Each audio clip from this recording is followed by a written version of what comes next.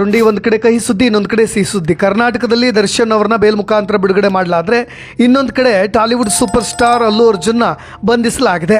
ಪುಷ್ಪ 2 cinema ಪ್ರದರ್ಶನದ ವೇಳೆ ಕಾಲ್ತುಳಿತಕ್ಕೆ ಮಹಿಳೆ ಬಲಿಯಾಗಿದ್ದ ಪ್ರಕರಣಕ್ಕೆ ಸಂಬಂಧಪಟ್ಟ ಹಾಗೆ PAN India star Allu Arjun ಅವರನ್ನ ಪೊಲೀಸರು ಮನೆಗೆ ನುಗ್ಗಿ ಅರೆಸ್ಟ್ ಮಾಡಿದ್ದಾರೆ. ಚಿಕ್ಕಡಪಲ್ಲಿ ಪೊಲೀಸರಿಂದ ಇವತ್ತು ಬೆಳಗ್ಗೆ ಪೊಲೀಸರು ಮನೆಗೆ ಹೋಗಿ ಅವ್ರನ್ನ ಅರೆಸ್ಟ್ ಮಾಡಿ ಕರೆತಂದಿರೋದು. ಕಾಫಿ ಹೀರುತ್ತಾ ಮನೆ ಬಳಿ ನಿಂತಿದ್ದಾಗ ಕೆಳಗೆ ಬಂದಂಥ ಪೊಲೀಸರು ಅಲ್ಲು ಅರ್ಜುನ್ನ ಅರೆಸ್ಟ್ ಮಾಡಿ ಕರ್ಕೊಂಡು ಹೋಗಿದ್ದಾರೆ. ಅದು ಕೂಡ ಅವರ ಮನೆಯ ಬೆಡ್ರೂಮ್ಗೆ ನುಗ್ಗಿ ಅವ್ರನ್ನ ಕರ್ಕೊಂಡು ಹೋಗಿರೋದು. ಮೃತಪಟ್ಟ ಮಹಿಳೆ ರೇವತಿ ಪತಿ ಕೊಟ್ಟಂಥ ದೂರಿನ ಮೇರೆಗೆ ಈಗ ಅಲ್ಲು ಅರ್ಜುನ್ ಅವ್ರನ್ನ ಅರೆಸ್ಟ್ ಮಾಡಲಾಗಿದೆ.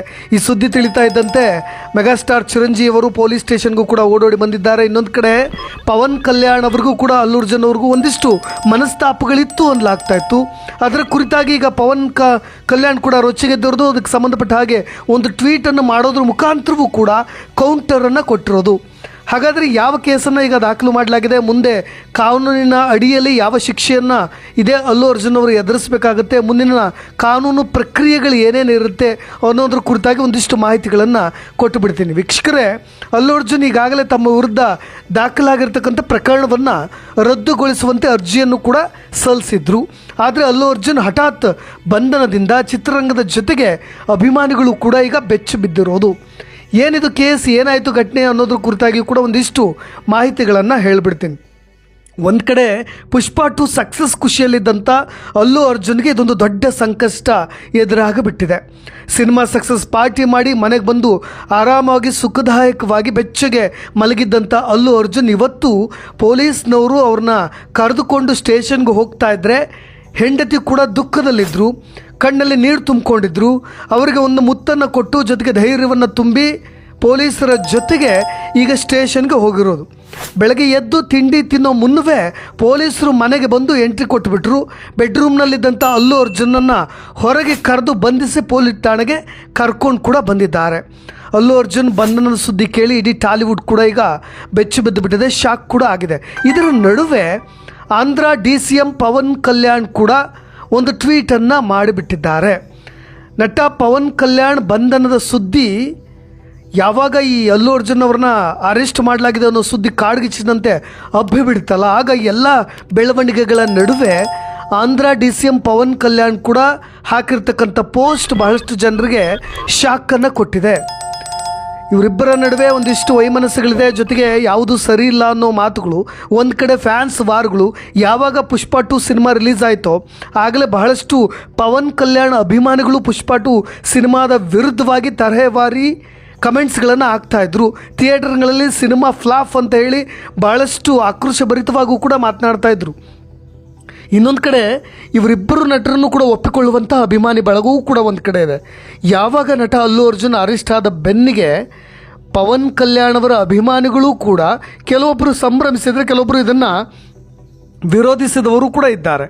ಆದರೆ ಈ ಅರೆಸ್ಟ್ ಆದ ಬೆನ್ನಲ್ಲೇ ಪವನ್ ಕಲ್ಯಾಣ್ ಒಂದು ಟ್ವೀಟನ್ನು ಮಾಡಿಬಿಟ್ರಲ್ಲ, united we stand, divided we fall ಅಂತ. ಅಂದರೆ ಅದರ ಅರ್ಥ ಒಗ್ಗಟ್ಟಾಗಿದ್ದರೆ ಎಲ್ಲವೂ ಕೂಡ ಸರಿಯಾಗಿರುತ್ತೆ, ನಾವು ಯಾವಾಗ ಒಗ್ಗಟ್ಟಾಗಿರಲ್ಲ ಆಗ ಬೀಳ್ತೀವಿ ಅನ್ನೋ ರೀತಿಯಲ್ಲಿ ಒಂದು ಮಾತನ್ನು ಪೋಸ್ಟ್ ಮಾಡಿರೋದು. ಒಗ್ಗಟ್ಟಿನಲ್ಲಿದ್ದರೆ ನಾವು ಯಾವತ್ತೂ ಬೀಳಲ್ಲ, ಬೇರೆ ಆದರೆ ಯಾವುದೇ ಮನುಷ್ಯ ಆಗಲಿ ಬೀಳ್ತಾನೆ ಅನ್ನೋ ರೀತಿಯಾಗಿ ಪವನ್ ಕಲ್ಯಾಣ್ ಒಂದು ಟ್ವೀಟನ್ನು ಮಾಡಿಬಿಟ್ಟಿದ್ದಾರೆ. ಈ ಟ್ವೀಟ್ ಈಗ ಸೋಷಿಯಲ್ ಮೀಡಿಯಾದಲ್ಲಿ ಸಿಕ್ಕಾಪಟ್ಟೆ ಚರ್ಚೆಗೆ ಗ್ರಾಸವಾಗಿದೆ. ಅಲ್ಲು ಅರ್ಜುನ್ ಹಾಗೂ ಪವನ್ ಕಲ್ಯಾಣ್ ಅಭಿಮಾನಿಗಳು ಕೂಡ ಈ ಟ್ವೀಟ್ಗೆ ಒಂದಿಷ್ಟು ಕಮೆಂಟ್ಸ್ಗಳನ್ನು ಕೂಡ ಮಾಡ್ತಾ ಇದ್ದಾರೆ. ಮತ್ತು ಇವತ್ತು ಹಾಜರಾಗಿದ್ದಂಥ ಕಾರ್ಯಕ್ರಮದಲ್ಲೂ ಕೂಡ ಪವನ್ ಇದೇ ಮಾತನ್ನು ಕೂಡ ಉಲ್ಲೇಖ ಮಾಡಿ ಹೇಳಿಬಿಟ್ಟಿದ್ದಾರೆ. ನಿಮಗೆಲ್ಲ ಗೊತ್ತಿರ್ಬೋದು, ಅಲ್ಲು ಅರ್ಜುನ್ ಫ್ಯಾಮಿಲಿ ಮತ್ತು ಮೆಗಾ ಫ್ಯಾಮಿಲಿಯ ನಡುವೆ ಒಂದಿಷ್ಟು ವಾರ್ ನಡೀತಾ ಇದೆಯಾ ಅನ್ನೋ ಮಾತುಗಳು ಇದೇ ಟಾಲಿವುಡ್ ಅಂಗಳದಲ್ಲಿ ಹರಿದಾಡ್ತಾ ಇದೆ. ಆಂಧ್ರ ವಿಧಾನಸಭಾ ಚುನಾವಣೆ ವೇಳೆ ನಟ ಅಲ್ಲು ಅರ್ಜುನ್ ಮತ್ತು ಪವನ್ ಕಲ್ಯಾಣ್ ವಿರುದ್ಧ ಸ್ಪರ್ಧೆ ಮಾಡಿದಂಥ ಅಭ್ಯರ್ಥಿಯ ಪರ ಇದೇ ಮೆಗಾ ಸ್ಟಾರ್ ಪ್ರಚಾರ ಮಾಡಿದ್ರು ಅನ್ನೋ ಉದ್ದೇಶಕ್ಕೆ ಈ ಫ್ಯಾಮಿಲಿ ಕೋಪಕ್ಕೆ ಗುರಿಯಾಗಿಬಿಟ್ಟಿತ್ತು. ಅಲ್ಲು ಅರ್ಜುನ್ ಅವರ ಫ್ಯಾಮಿಲಿಯ ವಿರುದ್ಧವಾಗಿ ಮೆಗಾಸ್ಟಾರ್ ಫ್ಯಾಮಿಲಿ ಒಂದಿಷ್ಟು ಕೋಪವನ್ನು ವ್ಯಕ್ತಪಡಿಸಿತ್ತು ಎನ್ನಲಾಗ್ತದೆ. ಇದೀಗ ಅಲ್ಲು ಅರ್ಜುನ್ ಅವರನ್ನ ಬಂಧಿಸಲಾಗಿದೆ. ಪವನ್ ಕಲ್ಯಾಣ್ ಕೂಡ ಆ ಥರದ ಒಂದು ಮಾರ್ಮಿಕವಾದಂಥ ಟ್ವೀಟನ್ನು ಕೂಡ ಮಾಡಿಬಿಟ್ಟಿದ್ದಾರೆ.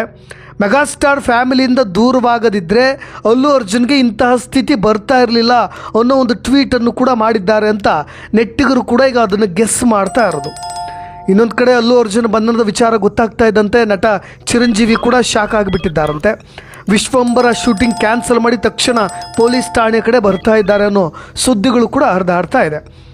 ವೀಕ್ಷಕರಿಗೆ ಅಲ್ಲು ಅರ್ಜುನ್ ಅವ್ರನ್ನ ಬಂಧಿಸಲಿಕ್ಕೆ ಏನು ಕಾರಣ ಅನ್ನೋದು ಕೂಡ ನಾವು ಗಮನ ಹರಿಸ್ಬೇಕು. ಯಾಕೆಂದರೆ ಡಿಸೆಂಬರ್ 4ರಂದು ಪುಷ್ಪ 2 ಸಿನಿಮಾ ಪ್ರೀಮಿಯರ್ ನೋಡಲಿಕ್ಕೆ ರೇವತಿ ಆ್ಯಂಡ್ ಫ್ಯಾಮಿಲಿ, ಒಬ್ಬ ಸಾಮಾನ್ಯ ಮಹಿಳೆ ಅವ್ರ ಫ್ಯಾಮಿಲಿ ಜೊತೆ ಸಿನಿಮಾ ನೋಡ್ಲಿಕ್ಕೆ ಬಂದಿತ್ತು. ನಿಮಗೆ ಆ ದೃಶ್ಯಗಳು ಕೂಡ ಈಗ ಸೋಷಿಯಲ್ ಮೀಡಿಯಾಗಳಲ್ಲಿ ವೈರಲ್ ಆಗ್ತಾ ಇದ್ದಾವೆ. ಯಾಕೆಂದರೆ ಏಕಾಏಕಿಯಾಗಿ ಸಂಧ್ಯಾ ಥಿಯೇಟ್ರಿಗೆ ಇದೇ ಅಲ್ಲು ಅರ್ಜುನ್ ಬರ್ತಾರೆ ಅನ್ನೋ ಸುದ್ದಿ ಮಾಹಿತಿಗಳು ಯಾರಿಗೂ ಕೂಡ ಇರಲಿಲ್ಲ.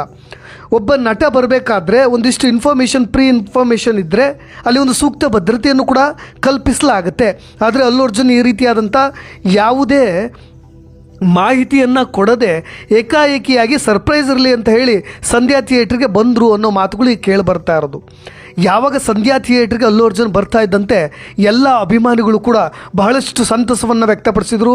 ಅತ್ಯುತ್ಸಾಹಿ ಫ್ಯಾನ್ಸ್ಗಳೆಲ್ಲ ಆ ಕ್ರೇಜ್ಗಳನ್ನು ತಡ್ಕೊಳ್ಳಿಕ್ಕೆ ಆಗಲಿಲ್ಲ. ಯಾಕೆಂದರೆ ಒಂದೇ ಬಾರಿ ನಮಗೆ ಯಾವುದೂ ಕೂಡ ಮಾಹಿತಿ ಇಲ್ಲದೆ ಏಕಾಏಕಿಯಾಗಿ ಒಬ್ಬ ಸ್ಟಾರ್ ನಟನನ್ನು ಅವ್ರ ಅಭಿಮಾನಿಗಳು ನೋಡಿಬಿಟ್ರೆ ಅದಕ್ಕೆ ಸಂತಸಕ್ಕೆ ಪಾರ್ವೇ ಇರೋದಿಲ್ಲ.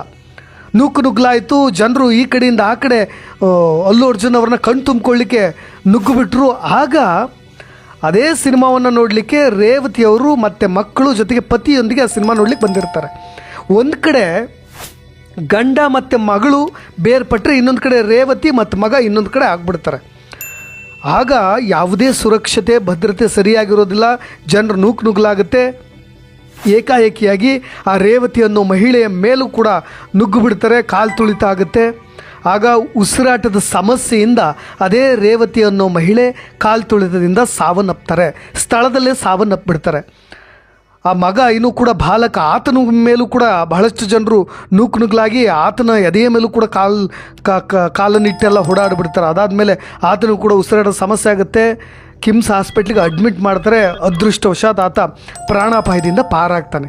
ಈಗ ಅವರ ಪತಿ ಇದೇ ಅಲ್ಲು ಅರ್ಜುನ್ ವಿರುದ್ಧವಾಗಿ ಕೇಸನ್ನು ಹಾಕಿದರು. ಆರಂಭದಲ್ಲಿ ಅಲ್ಲು ಅರ್ಜುನ್ ಅವರು 25 ಲಕ್ಷ ಘೋಷಣೆಯನ್ನು ಕೂಡ ಮಾಡಿಬಿಟ್ರು ಈ ಮೃತ ಸಂಬಂಧಪಟ್ಟಂತಹ ರೇವತಿಯವರ ಕುಟುಂಬಕ್ಕೆ. ಆದರೆ ಆರಂಭದಲ್ಲಿ ಯಾವಾಗ ಅಂದರೆ ಇದು ಎಲ್ಲ ಇನ್ಸಿಡೆಂಟ್ ಆಗಿ ಆ ರೇವತಿ ಅನ್ನೋ ಮಹಿಳೆ ಸಾವನ್ನಪ್ಪಿದ ಒಂದು ದಿನದ ನಂತರ ಅಲ್ಲು ಅರ್ಜುನ್ ಅವರು ಈ ಫಂಡನ್ನು ಅನೌನ್ಸ್ ಮಾಡಿದ್ದು. ಒಂದಿಷ್ಟು ವಿರೋಧಗಳು ಕೂಡ ಇದೆ. ಒಂದು ಕಡೆ ಅಲ್ಲು ಅರ್ಜುನ್ ಅವರು ಬರಲಿಲ್ಲ ಬೇಗ ಅಂತಲೂ ಕೂಡ ಒಂದು ಕಡೆ ವಿರೋಧವಿದೆ. ಆದರೆ ಈ ಪತಿ ಕೊಟ್ಟಂಥ ದೂರಿನ ಅನ್ವಯ ಈಗ ಅಲ್ಲು ಅರ್ಜುನ್ ಅವರನ್ನ ಬಂಧಿಸಲಾಗಿರೋದು. ಇದಕ್ಕೆ ಸಂಬಂಧಪಟ್ಟ ಹಾಗೆ ಈಗ ವಿಚಾರಣೆ ಎದುರಿಸಬೇಕು ಅಲ್ಲು ಅರ್ಜುನ್ ಅವರು. ಇದಕ್ಕೆ ಸಂಬಂಧಪಟ್ಟ ಹಾಗೆ ಪೊಲೀಸ್ ಠಾಣೆಗೂ ಕೂಡ ಈಗಾಗಲೇ ಕರ್ಕೊಂಡೋಗಿದ್ದಾರೆ. ಏಕಾಏಕಿ ಮನೆಗೆ ಆರಂಭದಲ್ಲಿ ಅಲ್ಲು ಅರ್ಜುನ್ ಅವ್ರು ಬರಲಿಲ್ಲ ಅಂತ ಅಂದ್ರಂತೆ. ಇಲ್ಲ ಸ್ವಲ್ಪ ನಾನು ಊಟ ಮಾಡ್ಕೊಂಡು ಅದಾದ ನಂತರ ಬರ್ತೀನಿ ಅಂತ ಕಾಯಿಸಿದ್ರಂತೆ. ಆದರೂ ಕೂಡ ಅಲ್ಲು ಅರ್ಜುನ್ ಅವರ ವಿರುದ್ಧ ಪೊಲೀಸ್ನವರು ಇಲ್ಲ ಬೇಗ ಬರಲೇಬೇಕು ನೀವು ಕಾಯಿಸಬೇಡಿ ಅಂತ ಅವರಿಗೂ ಕೂಡ ತರಾಟೆ ತೆಗೆದುಕೊಂಡ್ರು ಅನ್ನೋ ಮಾತುಗಳು ಕೇಳಿ ಬರ್ತಾ ಇದೆ. ಇನ್ನೊಂದು ಕಡೆ ಪತಿ ಮತ್ತು ಅಪ್ಪ ಅವರು ತುಂಬ ಆಘಾತಕ್ಕೂ ಕೂಡ ಒಳಗಾಗಿದ್ದರು ಅನ್ನೋ ಮಾತುಗಳು ಕೂಡ ಕೇಳಿ ಬರ್ತಾ ಇರೋದು. ಒಟ್ಟಾರೆಯಾಗಿ ಈಗ ಟಾಲಿವುಡ್ ಅಂಗಳದಲ್ಲಿ ಇದೊಂದು ಶಾಕಿಂಗ್ ನ್ಯೂಸ್ ಅಂತಲೇ ಹೇಳ್ಬೋದು. ಯಾಕೆಂದರೆ ಯಾರು ಕೂಡ ನಿರೀಕ್ಷೆ ಮಾಡಿರಲಿಲ್ಲ. ಸಾಮಾನ್ಯ ಜನರಿಗೆ ಜೊತೆಗೆ ಸಾಮಾನ್ಯ ವ್ಯಕ್ತಿಗಳಿಗೆ ಈ ಥರದ ಟ್ರೀಟ್ಮೆಂಟು ಪೊಲೀಸ್ನವರಿಂದ ಇರುತ್ತೆ. ಆದರೆ ಕಾನೂನು ವ್ಯವಸ್ಥೆ ಎಲ್ರಿಗೂ ಒಂದೇ, ಇಲ್ಲಿ ಸಮಾನತೆ, ಅಂಬೇಡ್ಕರ್ ಹಾಕಿಕೊಟ್ಟಂಥ ಕಾನೂನಿನ ವ್ಯವಸ್ಥೆ ಅಡಿಯಲ್ಲಿ ಎಲ್ಲರೂ ಕೂಡ ಬಾಗಬೇಕಾಗುತ್ತೆ ಅನ್ನೋದನ್ನು ಸ್ಪಷ್ಟವಾಗಿ ಪೊಲೀಸರು ಕೂಡ ರವಾನೆ ಮಾಡಿಬಿಟ್ರು ಅನ್ನೋದು ಇಲ್ಲಿ ಗೊತ್ತಾಗ್ತಾ ಇರೋದು. ಹಾಗಾಗಿ ಈ ಕೇಸ್ನಲ್ಲಿ ಒಟ್ಟಾರೆಯಾಗಿ ಅಲ್ಲು ಅರ್ಜುನ್ ಅವರು ಈ ಕೇಸ್ ಮುಖಾಂತರ ವಿಚಾರಣೆಯನ್ನು ಎದುರಿಸಿದ ನಂತರ ಏನೆಲ್ಲ ಆಗಬಹುದು, ಜೊತೆಗೆ ಕೋರ್ಟ್ನಲ್ಲೂ ಕೂಡ ಅವರು ರಿಯಾಕ್ಟ್ ಮಾಡಬೇಕಾಗುತ್ತೆ, ಜೊತೆಗೆ ವಿಚಾರಣೆಯನ್ನು ಎದುರಿಸಬೇಕಾಗುತ್ತೆ.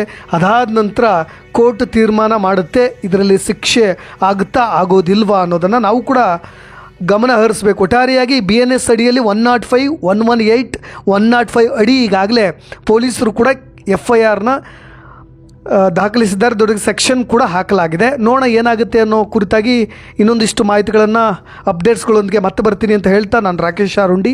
ಧನ್ಯವಾದ.